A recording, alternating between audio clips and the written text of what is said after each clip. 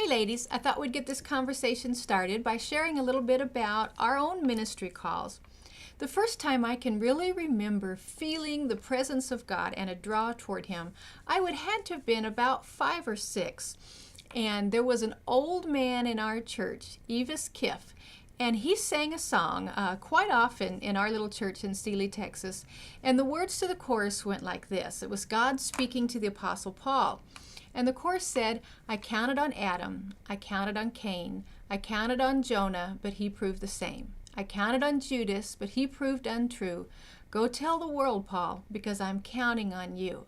And I can remember sitting there in my little pew toward the back of the church, feeling this incredible desire to not let God down, that God had something for me to do, and I didn't want to be like Adam and Cain and Jonah and Judas. I wanted to be like Paul, and I wanted to do what God had given me to do. The next time I can really remember knowing that there was something happening inside of me. We had a poster contest in kids' church. And the idea was that we were all supposed to work on the books of the Bible and make a poster of it. And our teacher had the greatest little prize.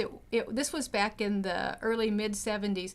And the prize was a little Woodstock, little yellow bird, you remember from Snoopy, that was real big then? And it was a little thing of soap. And I really wanted that soap.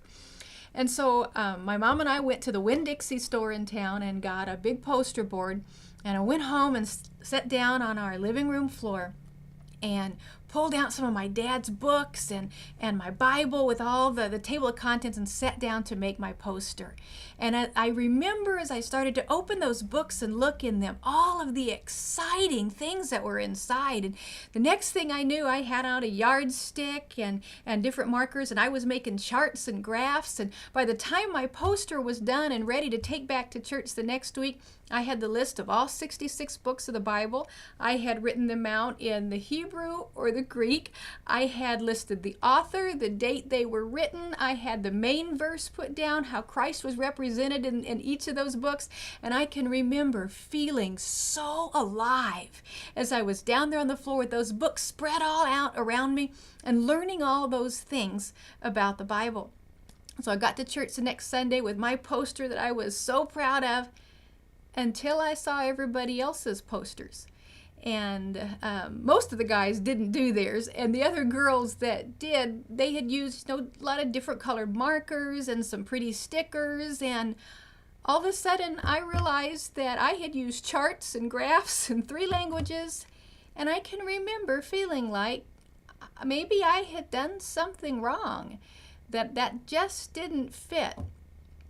By the age of 12, I had memorized the majority of the book of John. And I knew that there was something inside of me that wanted to do something great for God. I knew of some women back then that were in ministry, but honestly, they were a little scary to me. They were pretty aggressive, and they had big beehive hairdos and white suits, and I didn't really want to go there. At 15, I experienced an incredible adventure with God, and I knew that He was calling me into ministry. I had a very supportive family and a very supportive church. And the first time I remember running into some trouble with sharing that call was my senior year in high school. I went to a Christian school, and we were participating in a national competition that was taking place at Oral Roberts University. And one of the competitions was a preaching competition. And the person that was supposed to represent our school was unable to do so. And just a few days before we were supposed to leave for Tulsa for competition, the principal called me into the office and said, "We have nobody to represent our school in the preaching competition. Would you do it?" Okay, sure, why not?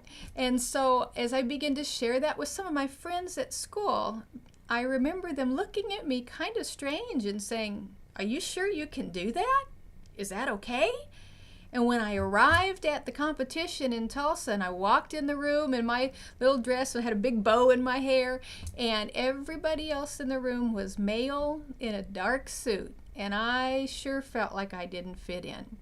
But God was with me, and it encouraged me so much. I was able to take first place in the national preaching competition at ORU, first woman to ever do that.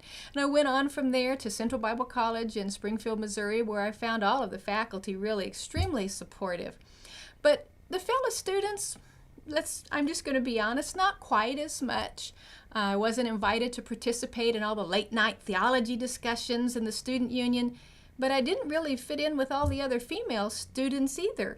My interest was in the theology classes and church history, and I loved the church administration class. And really, I felt like my struggle was articulated well by a pastor that I met a few years later.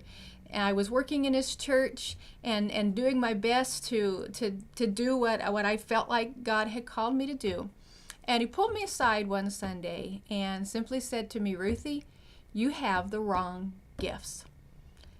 And I took that home with me and stopped to think, I had gifts that seemed to be blue colored and my package was pink. And so I started trying so hard to have pink gifts in my pink package and do the things that I was supposed to do. I went on nursery duty and I worked in teaching the rainbows. And you know what? I was lousy at it, and that's the truth. But I was trying so hard. Now, the story of how I got from there to where I am today is for another time. But here's something that I just want to tell you as you think back over your story and what God has called you to do. Here's something I want you to know today. God did not make a mistake when He made you. You are not an accident, and you're not any less female just because you love to lead, or you're smart, or you're full of dreams and goals. My prayer for you is that you will fully engage every one of the gifts that God has given you in this dangerous adventure called ministry. If God has gifted you and God has called you, God will open the doors for you in His time, His place, His way. But you have to be willing. So many times we are like that man in the Bible where God, the master, had gone away and given him talents. And the last man in the story, you'll remember, said, "I was afraid and I buried my talents." Girls, don't be afraid of using what God has given you. Now, I want to hear more about you. If you could, in the comments below, put just a little bit of your story and how you experienced God's call. And I'm looking forward to reading those and getting this conversation going and learning more about each other. I'll see you next time.